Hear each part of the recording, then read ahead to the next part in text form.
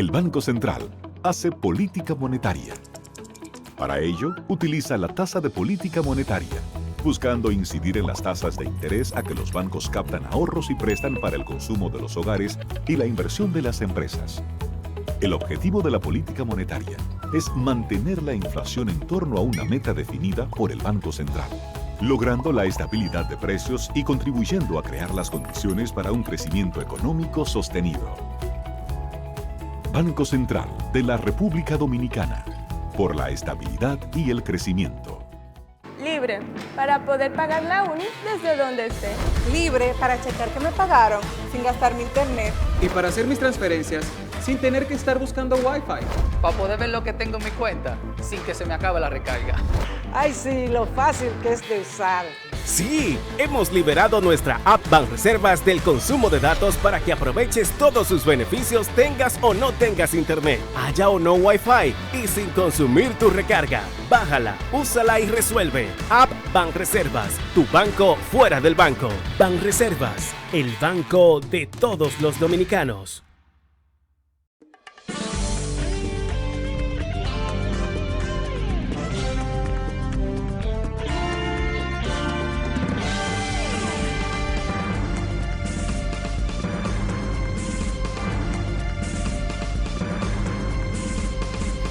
Muy buenas tardes, amables televidentes. Bienvenidos a su cita diaria, crepuscular y nocturna en Teleimpacto, que es al final de la tarde, despidiendo el sol y comenzando la noche. Ponga su caridad en buenas manos. Apoye el Patronato de Lucha contra el Cáncer de Villa González Incorporado. Una buena institución, hoy que es Día de los Santos Reyes.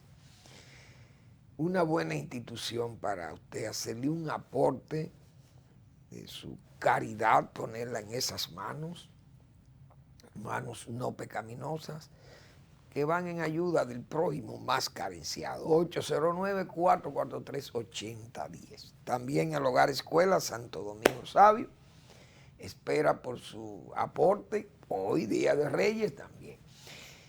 En la Avenida Independencia, casi esquina Avenida General Gregorio Luperón, aquí en Santo Domingo. Bueno, y a propósito de Día de Reyes, señores, los bomberos, el benemérito Cuerpo de Bomberos de Santo Domingo,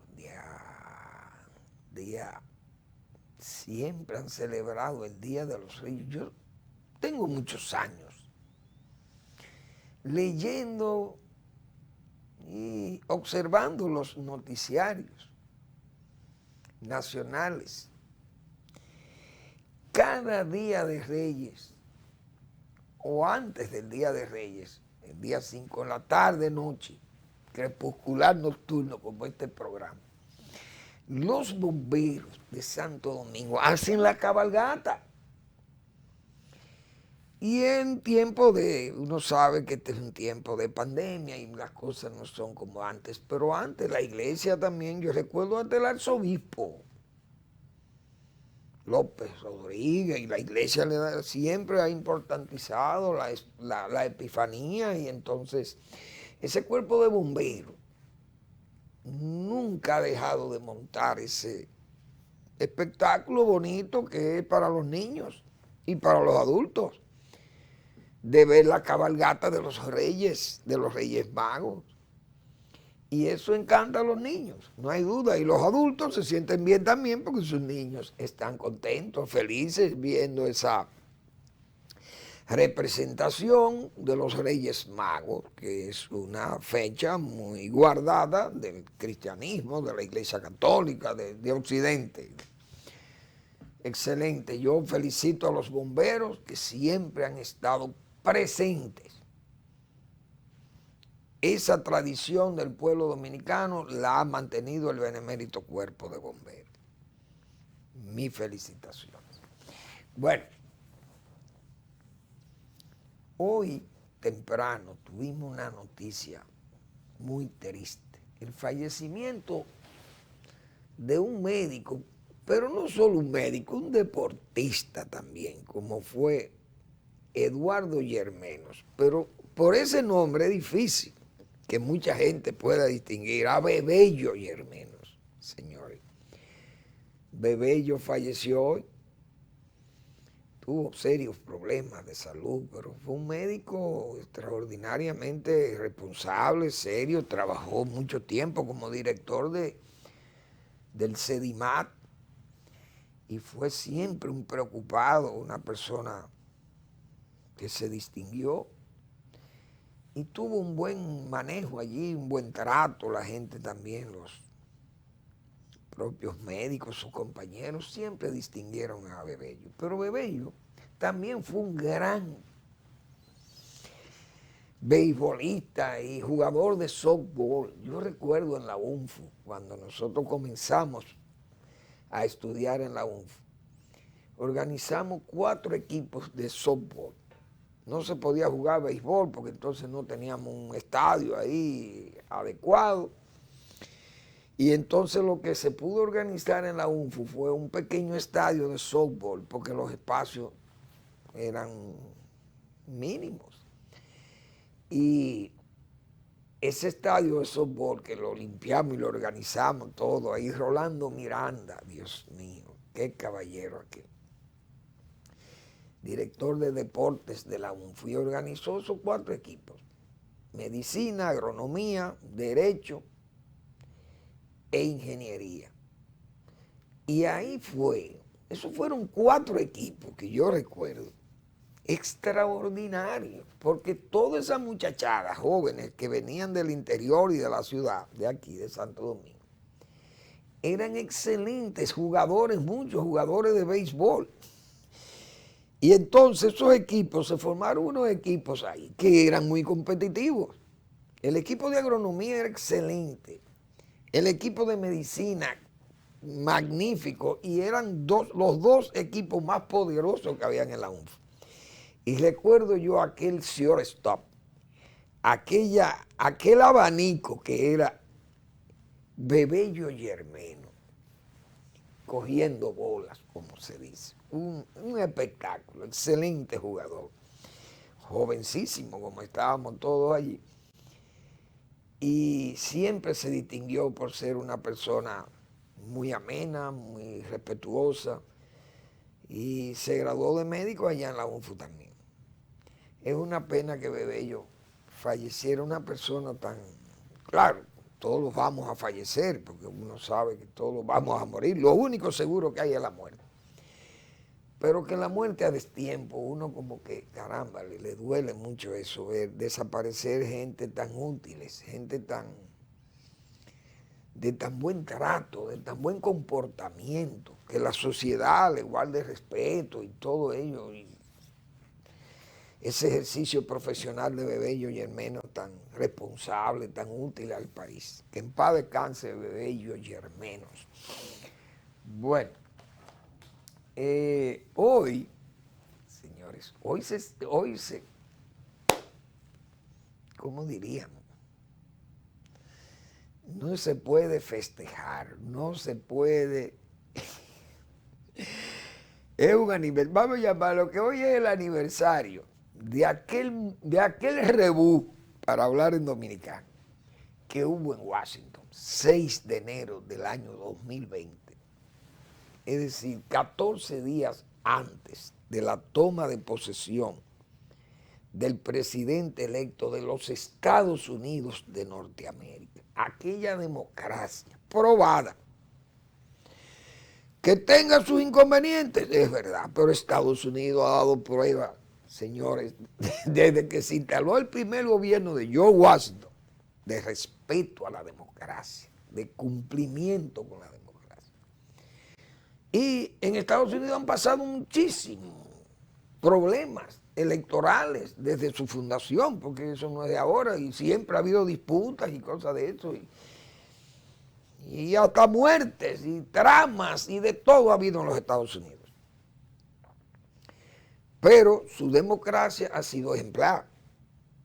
Entonces, ese asalto al Congreso que hubo, que hoy se recuerda como el primer aniversario, en forma tan, diríamos, triste, ver lo que pasó en esa sala augusta, en ese edificio, señores, ese edificio con aquella cúpula, aquel domo, que eso es una cosa sagrada, eso parece ahí el Vaticano, es una cosa, ese edificio es imponente, más todos los edificios que tiene conexos. Bueno, el poder norteamericano reside ahí y en la Casa Blanca, el poder político, claro, el poder militar es otra cosa, y está el Pentágono por ahí. Pero eso fue un acto irrespetuoso y vandálico, gestionado por Trump y su equipo, porque ahí no se puede excusar a más nadie. Ese tipo de los cuernos y que andaban con muchísimas y armados y todo, esa gente solamente fueron estimulados por el discurso agresivo de Trump, sus críticas desbordadas al proceso electoral, que si hubo fraude, por ejemplo, y hubo evidencias de que hubo un fraude colosal, por ejemplo, bueno, pero hay que hacer las cosas por la vía judicial o de la Suprema, porque incluso en la Suprema Corte de Justicia él tenía muchísimos jueces ahí que habían sido nombrados por el propio Trump. Y en las cortes que hubo entonces en los estados, bueno, entonces todo el mundo parece que estaba de acuerdo con dañar a Trump. Entonces Trump, que era el poder, se dejó engañar de los que estaban en la oposición.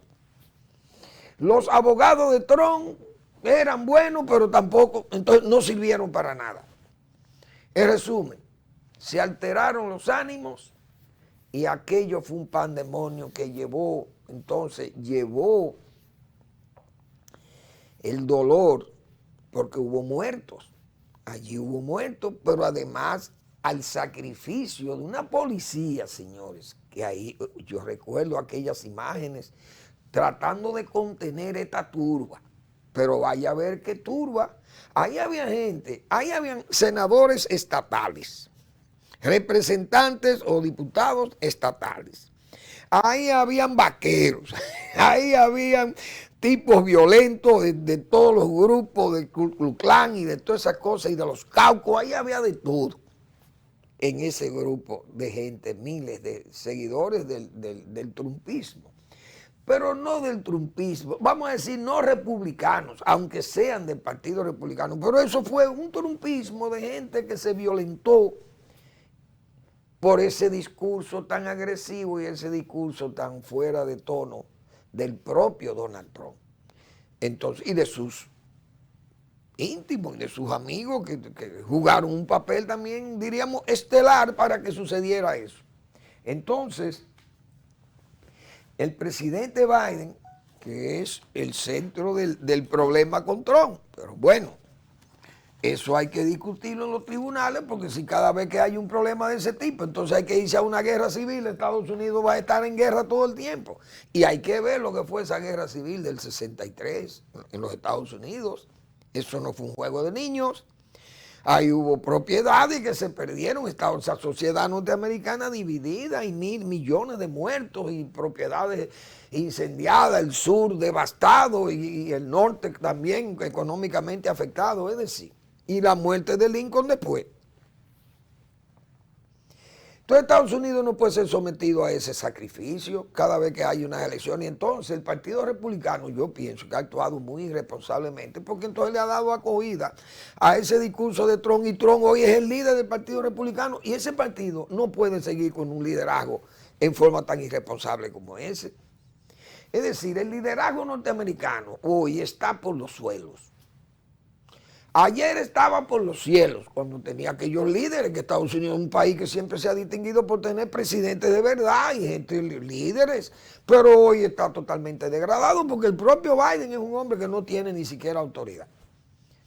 Trump es una persona que nunca tuvo experiencia política, fue un hombre que salió de ser un millonario y comenzó a hablarle a ese norteamericano estúpido y gente leñadora y gente del centro de los Estados Unidos. La gente no conocen de política ni saben nada. Y eso ha radicalizado aquella sociedad y eso es una pena ver. Entonces las instituciones tratando de luchar para salvar esa democracia. Hay 700 personas investigadas, de las cuales hay condenadas 70, apenas hasta de 5 años. Pero el FBI anda detrás de 350 individuos más que entraron violentamente, pero que crearon destrozos allí. Muchos daños, y no solamente daños, hubo muertos también, policías y civiles. Yo recuerdo aquel famoso disparo por una ventana que mató a una muchacha ahí, una de esas, que trataban de entrar violentamente ahí a la sede del Congreso, pero eso fue algo realmente loco, una barbaridad, una locura. Eso se llama una verdadera locura. No sé cuántos son los inculpados. 100 culpables declarados hay, 70 condenados, a pena de 5 años. Entonces, el presidente Biden hoy habló y dijo que eso era una red de mentiras tejida por el señor Donald Trump sobre el asunto del fraude electoral, que puso el interés personal por encima del interés nacional. Y además que fue un daño directo a la democracia. Y eso, esa insurrección, como se le ha llamado la insurrección de Trump, eso ha sido realmente muy irresponsable. Y entonces, hoy incluso el propio Trump quiso hacer una rueda de prensa, pero hubo prácticamente un rechazo de los medios de comunicación, ni siquiera importancia le dieron a la convocatoria. Pero los asesores del expresidente Trump le dijeron, mire, no haga esto. Él sigue siendo el líder del Partido Republicano y podrá ser presidente de nuevo de los Estados Unidos, porque es un país que está loco ya. Estados Unidos perdió el rumbo, si ahí no hay líderes. Y podrá volver a la presidencia sobre el amparo de esa gente que anda loca. Pero ese sufrimiento y esa agonía que fue sometido esos senadores, y eso es una cosa sagrada en los Estados Unidos. Usted habla como un senador de los Estados Unidos. Un senador amenazado de muerte por una turba que entre sin control, armado, con fusiles. Eso es una cosa de loco. Yo no sé cómo ahí no hubo una verdadera masacre, porque el ambiente era para que hubiera una masacre con esos congresistas, tanto representantes como los propios senadores, y que hoy el Partido Republicano, que estuvo ahí, sus senadores y sus representantes, viendo aquello y sufriendo aquello, y en esa agonía en que vivieron esa gente ahí, y que esa gente no repudia en eso, Estados Unidos no tiene salvación. Y esa democracia tendrá que seguir, diríamos, derrengada, porque no hay buen juicio de razón y de palabra. Vamos a la pausa.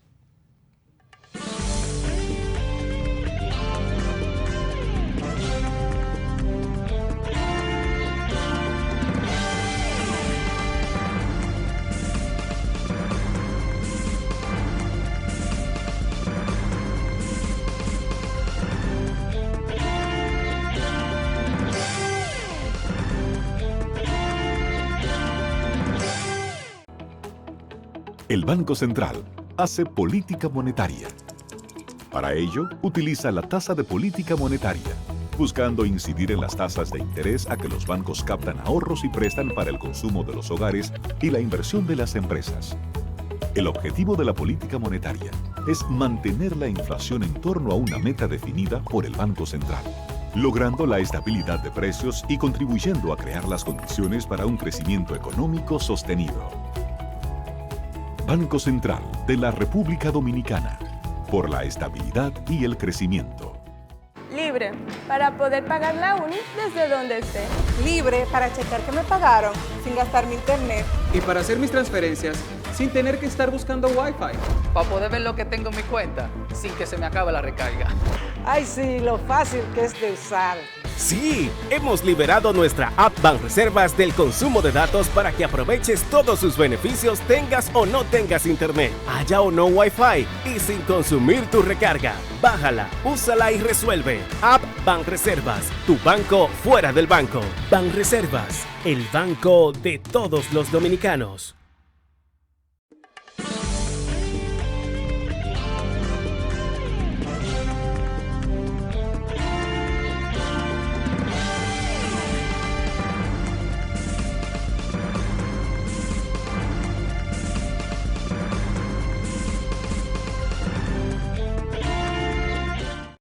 Señores, parece, yo no sé, hay gente, parece como que le pican las avispas, como que, o una abeja le picó al magistrado Ramón Madera Arias, o Arias Madera, ¿cómo es? Madera Arias, Ramón Madera Arias.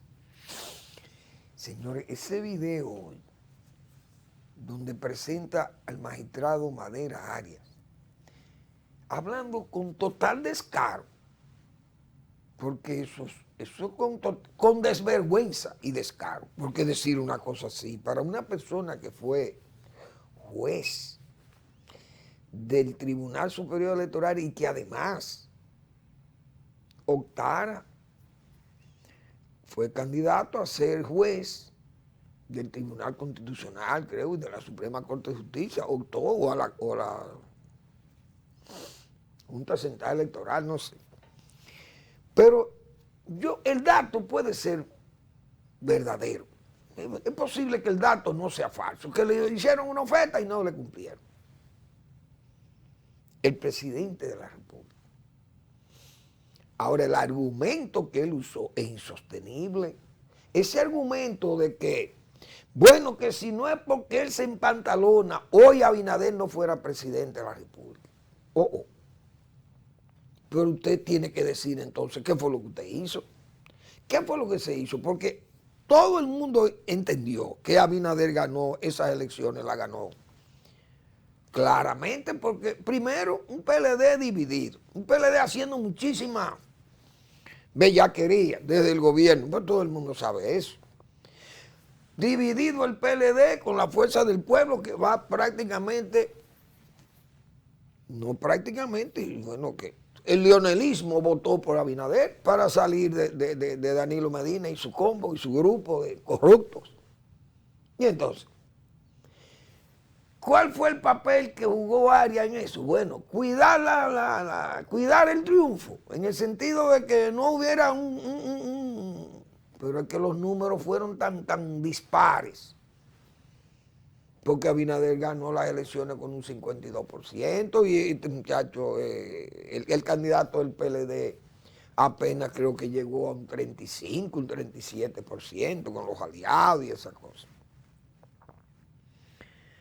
¿Y dónde estuvo entonces? ¿Dónde fue que se tuvo que empantalonar para que Abinader fuera presidente? Porque yo no digo que tal vez discutieran una senaduría, un diputado, una cosa de esa por allí, un síndico, que bueno, se discuten ahí, bien, en el Tribunal Superior Electoral, qué sé yo, se discuten los problemas electorales. Pero la presidencia tiene un entendido que no hubo ningún evento en que eso pudiera estar, diríamos, en peligro de que Abinader no llegara a ser presidente de la República. No hubo un golpe de Estado anunciado, no había. Sí, el plan B yo creo que no llegaba hasta ahí. El plan B podría ser el del fraude electrónico, tratando de hacer lo mismo que habían hecho con las elecciones primarias del PLD. Pero el juez Arias tiene que hablar claro de esas cosas, porque entonces le da argumento a gente para hablar de que entonces esto no fue legal o que entonces usted está hablando tarde, porque debió hablar allá entonces cuando estaban los eventos que usted dice que iban a ocurrir o que trataron de que ocurriesen. Pero eso es muy descarado. Una desvergonzonería, un descaro del señor Madera Arias. No hay duda de ello. El presidente seguro que no le va a contestar, pero él parece que es un mal negociador, porque entonces le creyó al político que le pintó pajaritos en el aire. Es posible que le dijeran, bueno, como usted no ha salido electo a juez en las ternas que se conocieron o las pruebas que se sometieron los aspirantes a jueces de esas altas cortes. Pero no se preocupe, magistrado, que yo cuando llegue, cuando asuma la presidencia, pero es que incluso ya el Consejo se reunió con Abinader. Ese Consejo Nacional de la Magistratura se reunió con el presidente Abinader y se llenaron unas vacantes ahí, todo eso. Entonces, bueno, si le ofrecieron el cargo y no le cumplieron, pero no es obvio para que él entonces salga con esta andanada de argumentos insostenibles, repito. Eso es una desvergonzonería, es un descaro del señor Madera Arias y lo debilita, no hay duda de ello. Queda muy debilitado como magistrado o como juez. Hay otro caso que a mí me ha llamado la atención y a muchísima gente también, porque hay un señor que se ha identificado como comunicador, pero que son personas que han manejado la comunicación como si fueran verdaderos francotiradores. Es una especie como de un señor que está oculto y visto. Porque me refiero a oculto porque puede preparar un programa, un video, en un cuarto de su casa, en un sótano, donde él quiera. Nadie lo ve. Pero él ese trabajo lo sube a YouTube y él se ve en YouTube y es una especie de película que la ve todo el mundo ahí, abiertamente. Todo el que tenga, claro, acceso al internet y a YouTube. El señor Rafael Guerrero es un comunicador, se ha declarado comunicador, pero es un hombre, yo no lo voy a llamar insultador, pero la gente muchas veces obvia tener que abrir juicio con ese tipo de personas, porque usted lo que va casi es a perder el tiempo. Imagínense ustedes, una demanda de 100 millones de pesos le hace Guillermito Guzmán y el señor Rosado Mateo, que son los dos en que este señor lo ha acusado de corruptos y criminales. Entonces, él ha acusado aquí a mucha gente, no hay duda de ello. Y todo el que ve esos videos de él le ha hecho señalamientos muy crudos y muy directos casi a todo el mundo, vamos a decir así. Y nadie creo que nadie más le había sometido a la justicia. Y entonces, muchas veces ese tipo de actitudes que la han tenido otros en el patio sirven de chantaje. Sirven para chantajear. Y yo recuerdo, a mí me señalaron de un caso donde ese señor hizo unas acusaciones a un personal diplomático buscando una situación de ventaja para que le favorecieran como con una renovación de visa y qué sé yo. Entonces, usted no puede apelar a todas esas cosas porque es que este es un medio donde hay mucha gente que tiene también su respeto y cree que no debe ser maltratado por cualquier persona que salga y diga lo que le da la gana de cualquiera. Y usted, por obviar un proceso judicial, entonces no le hace caso a eso. Pero queda usted evidenciado como, bueno, el silencio, la callada por respuesta, entonces la callada es como que usted es culpable y se queda callado. Pero yo muchas veces le sugiero a mucha gente actuar como decía San Gregorio Magno, ante una injuria. Y él decía, ese sabio, ese egregio papa, San Gregorio Magno, de la Iglesia Católica, que era mejor, ante una injuria, era mejor callar y no tratar de responder, porque respondiendo usted perdía. Más o menos eso fue lo que quiso decir San Gregorio Magno. Es más honorable, es más honrado, creo que era la expresión, huir de una injuria callando que tratar de vencerle respondiendo. Creo que esa es la expresión de San Gregorio Magno. En este caso, Guillermo Guzmán y el señor Rosado Mateo, ambos ex jefes de la policía y además jefe del control de la droga, del control de droga, de la dirección de droga, el señor Rosado. Entonces, esas cosas parece que no se van a tolerar. Guillermo fue y presentó su querella. El señor Guerrero ha respondido de una forma que a mí me luce que está perdiendo el pleito. Antes de comenzar, está perdiendo el pleito. Porque, señores, ¿cómo usted se va a idear para un juicio de ese tipo? Traer dos testigos que son dos tremendos delincuentes que están hoy esperando una sentencia de condena o de condena de cadena perpetua en los Estados Unidos por tráfico de drogas.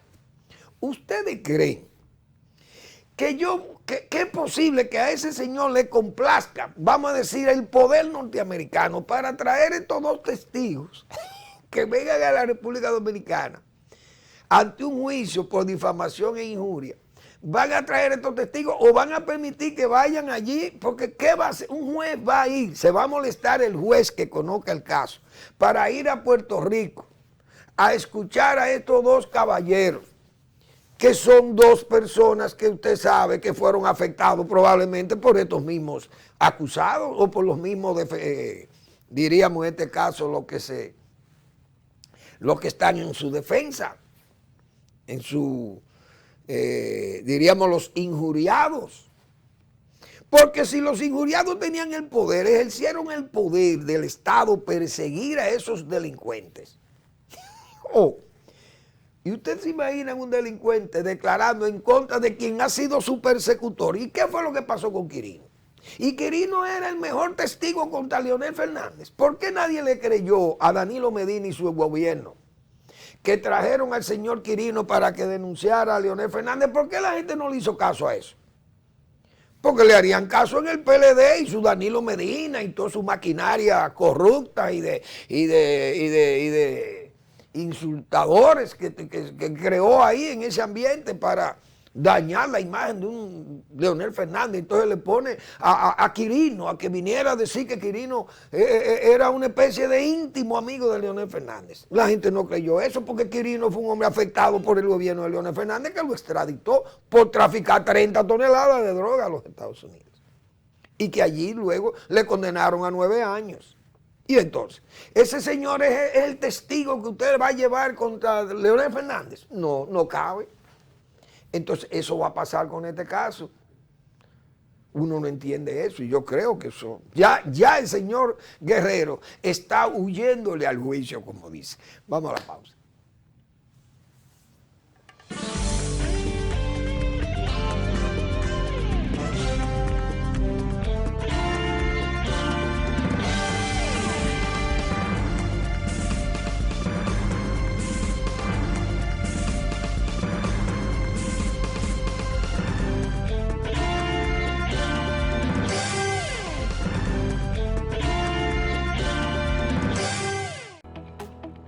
El Banco Central hace política monetaria. Para ello, utiliza la tasa de política monetaria, buscando incidir en las tasas de interés a que los bancos captan ahorros y prestan para el consumo de los hogares y la inversión de las empresas. El objetivo de la política monetaria es mantener la inflación en torno a una meta definida por el Banco Central, logrando la estabilidad de precios y contribuyendo a crear las condiciones para un crecimiento económico sostenido. Banco Central de la República Dominicana, por la estabilidad y el crecimiento. Ahora sí, vamos a hacerle. Llegan los dueños del tarolío.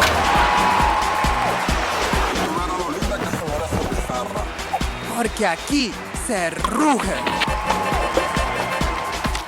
Y vamos trotando hacia la cima. Pero en un elefante. El país se convierte en un play. Banreservas activó la pelota y vuelve más fuerte que ayer. Por los 411 que la bota. Por los 411 que la bota. Banreservas activó la pelota. Banreservas, patrocinador oficial de la temporada invernal de béisbol 2021-2022.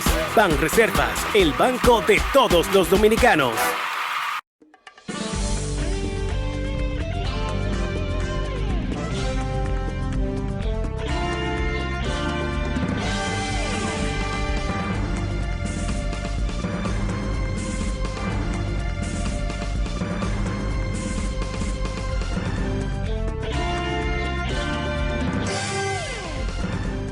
Bien, señores, aquí hacía tiempo, yo creo que de que Balaguer salió del poder, que no se veía una medida presupuestaria como la que tomó el gobierno en el año o las advertencias que le hizo a los al funcionariado. Aquí, después de Balaguer, hubo un relajo de deuda administrativa o ese endeudamiento ilegal de instituciones centralizadas, porque las descentralizadas podían hacer sus negocios y deudas y cosas, porque yo recuerdo en el CEA, por ejemplo, que en el CEA, bueno, pasó una zafra, no había dinero, el CEA tiene que coger fiado, porque ¿qué iba a hacer? Coger fiado para poder hacer la zafra. Yo me acuerdo a Meme, que en paz descanse, con esa labia de Meme, esa especialidad de Meme Viña, sin 5 centavos haciendo aquella zafra, y obtuvo 350,000 toneladas de azúcar. Y hubo que buscar, las gomas eran fiables, los productos químicos para la fabricación del azúcar, y las carretas para arreglar las carretas, las traviesas que se necesitaban. Bueno, era haciendo, como ya haciendo líos. Las descentralizadas hacían sus líos. Pagaban y quedaban a deber, y el CEA tenía sus deudas, y hacían de CDE y todas esas instituciones descentralizadas en tiempo de Balaguer. Pero las instituciones centralizadas, los ministerios, el que hacía una deuda tenía que ser responsable de su deuda, porque Balaguer no le comía eso a nadie, o te votaba Balaguer, te cancelaba. Usted no podía hacer, y además Balaguer era, como dicen, de soga corta, siempre andaba llevándole pesito, era que le daba a los ministerios, no tenía control, porque Balaguer era que controlaba su presupuesto, ahí no había problema. Pero después de Joaquín Balaguer, el presupuesto de las centralizadas se volvió un desorden y cada ministerio hacía deuda y hacía de todo. Este gobierno, yo creo que hay que destacarle eso, y ellos han destacado poco eso. Pero deben destacar ese trabajo de Rijo, de José Rijo, mi amigo José Rijo. José Rijo ha sido muy responsable manejando esa parte del presupuesto. El propio presidente dijo, el presidente Abinader, esa deuda llegó a 72,000 millones de pesos. El gobierno pagó 50,000 millones y quedó con una deuda de 18,000, cosa que es un gran logro del gobierno. Pero el mayor logro es no solamente pagar eso, no, sino que evitó que todos los ministerios hicieran sus líos de estar haciendo compromisos sin los recursos disponibles. El que no tenía los recursos disponibles no podía hacer compromiso de deuda de sus ministerios. Y eso está muy bien. Y es, diríamos, ejemplar ese desempeño que tuvo la Dirección General de Presupuesto y el señor José Rijo, que hicieron, diríamos, una filigrana de trabajo para usted poder impedir eso. Y además, fíjense el caso, por ejemplo, de esa institución como educación, para iniciar un año escolar y todos los problemas y las inversiones que tenían que hacer y las reparaciones de escuelas, tenían que tener su dinero ahí. Claro, han tenido dinero de más, lo que pasa es que hay una mala gerencia. La educación ha sido una gerencia pésima. Está Fulcar ahí por como diríamos, esa incondicionalidad jurada y ese agradecimiento del presidente de la República, porque es uno de sus hombres más claves de sus campañas políticas. Y lo han respetado ahí, pero el hombre no ha tenido pie con bola en ese cargo, es una realidad y está ahí, es evidente. Pero eso hay que saludarlo. ese desempeño presupuestario de la Dirección Nacional o Dirección General de Presupuesto. Bueno, con el COVID el presidente ha sido enfático. A cal y canto el gobierno no va a volver a esas restricciones de confinamiento. Vamos a seguir. El gobierno realmente hay que entenderlo. El gobierno ha jugado a la recuperación económica. El COVID está haciendo efecto gravísimo sobre el empleo, pero no hay una hospitalización masiva, diríamos, a nivel de hospitales. Como lo tituló el Listín hoy en su editorial magnífico, hay una hospitalización casera, doméstica, en su casa, porque hay mucha gente enferma, no hay duda de ello. Y la variante, aunque la letalidad es baja, porque no llega a las graves, o sea, a esos estados grávidos, en que ponían a la gente en los efectos del COVID, las variantes Delta y esas primeras que salieron, y además las vacunas. El gobierno ha vacunado, el gobierno ha procurado las vacunas. Hablábamos ayer de su tercer dosis, fue de los primeros países que se fueron a la dosis tercera. Es decir, que el gobierno está protegiendo la recuperación de su economía, que es una proeza lo que se ha hecho, porque también hay que entender eso. Los sectores productivos han dado respuesta, y los obreros que han ido a trabajar a las empresas. Ahora hay mucho ausentismo, pero esas cosas tendrán que ser pasajeras, porque uno sabe que ya la recuperación es en 7 o 6 días de las personas con los problemas del COVID, con esta variante del Ómicron. Ahora, hay un detalle que el gobierno sabe que si se resuelve el problema, el gobierno, yo me voy a atrever a decir esto. No tengo evidencia, pero uno ve las cosas claras. Pero el gobierno, con esta crisis, no voy a decir que está feliz, porque nadie se va a alegrar de ver las cosas, ver a un pueblo afectado por la gravedad de esta enfermedad, por los costos que esto genera, los sacrificios, el dolor en las familias, etc. Pero el gobierno justifica un préstamo de $300 millones, que ya lo aprobó el Senado, ya había sido aprobado en la Cámara de Diputados. ¿Sobre la base de qué? ¿Para qué son esos $300 millones? Para atacar la pandemia. Es decir, si la pandemia desaparece, el gobierno no tiene justificación para buscar préstamos. Y estamos, señores, yo no sé al borde de qué. ¿Cuál es el límite? Parece que es infinito de la deuda de República Dominicana. 300 millones más para atacar la pandemia. Es decir, si no hay pandemia, no hay préstamo. Eso es lo que yo quisiera como enfocar, pero yo no me atrevo ni a darle, ni a hacer una especie de comentario de estas cosas, porque uno casi es un atrevimiento de uno. Es una acusación prácticamente. Pero el gobierno viendo la situación que hay, bueno, quiere mantener la recuperación económica, quiere mantener la actividad, el confinamiento. Imagínense ustedes, 4 cruceros, 7,000 viajeros que llegan a Puerto Plata. Puerto Plata ha estado afectado no es por el COVID, sino afectado por la crisis económica de ese sector del turismo local de Puerto Plata, que es un polo turístico que ha visto morir y que parece que se renuevan sus posibilidades de estar a los niveles que estuvo. Entonces, imagínense 7,000 turistas de estos cruceros desplazándose, gastan algo. Entonces, la provincia está activa, la gente sabe que hay el virus, pero ¿cómo usted le va a exigir a esa gente a 7,000 turistas que lleven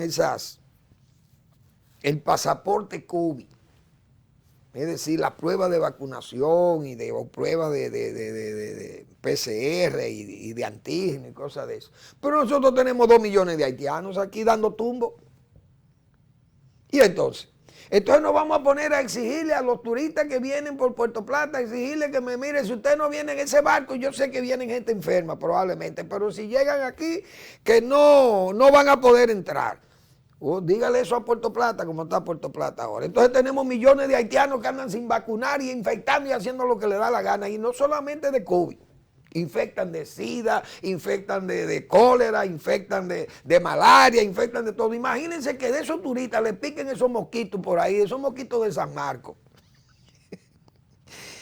Ay, Dios mío. Por ahí habían unas cañadas en Puerto Plata. Yo me imagino que ya esas cosas habrán desaparecido. Por ahí cerca de esos cañaverales de Montellano. Pero donde estaba la zona franca, eso era una zona muy inundable ahí. Habían como unos charcos, unas cosas.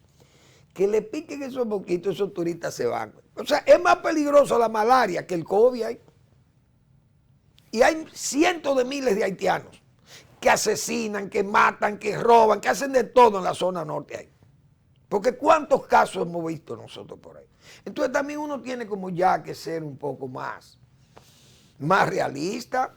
Tal vez el presidente también dice, señores, pero vamos a dejar ya, vamos a seguir y vamos a cuidarnos, vamos a vacunarnos, todo el mundo se vacune. Y hoy hemos visto que la letalidad es baja y es verdad. Pues yo creo que el virus no ha llegado a agravar las cosas como pensamos que podían agravarse. Y esa medida del presidente puede ser mal interpretada, pero hay que entender que la economía, hay que apurar esto, porque después que se logra un nivel de empleo como el que hay, y que hay una estabilidad económica, y que la gente está más o menos activa, ok, seguimos con el problema, es verdad, y las restricciones, probablemente el gobierno puede tomar medidas de que el que ande sin mascarilla, dele 2 palos. Porque la mascarilla no quiere decir que es inasistencia al trabajo, que usted no puede trabajar. No, usted anda con su mascarilla. Si usted anda con su mascarilla en la calle, usted es una persona que está apta para el trabajo y para la bebida y para todas sus cosas lo que usted hace. ¿Y cuál es el problema? Y no van y comen y beben trago y entonces no lleva la mascarilla, no tiene que ponerse la mascarilla. El que anda sin mascarilla, dele un palo por la costilla. Tipo la India. Esa es una forma, y no hay que confinar a nadie.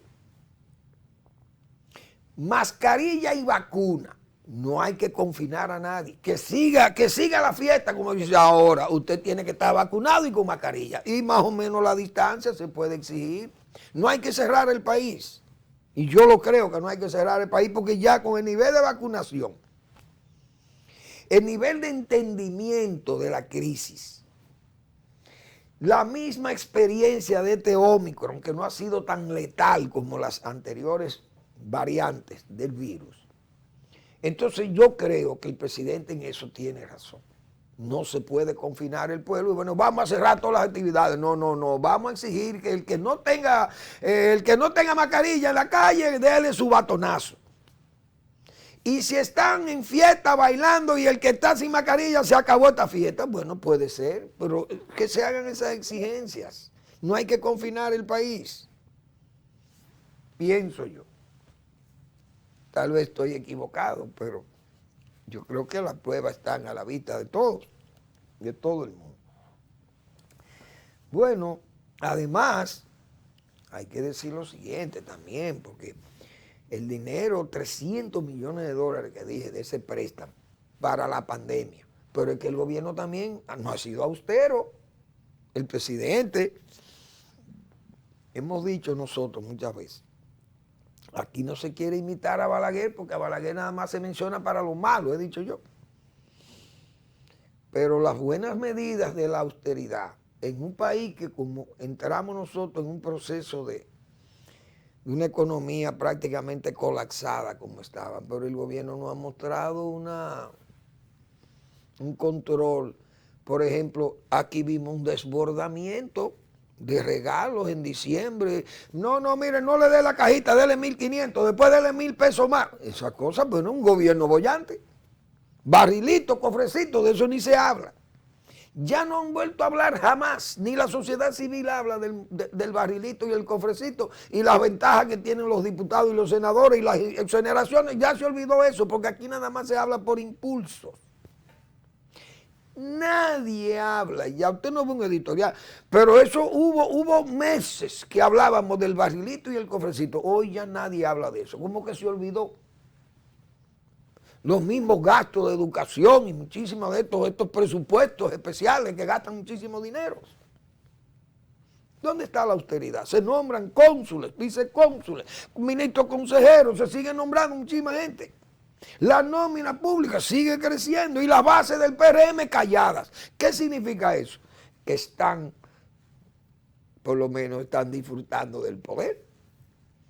Entonces, usted tomar préstamo y préstamo y préstamo y seguir ese gasto y entonces como que nada es nada. Esas cosas también molestan, no hay duda de ello. Son de cal y de arena para el gobierno.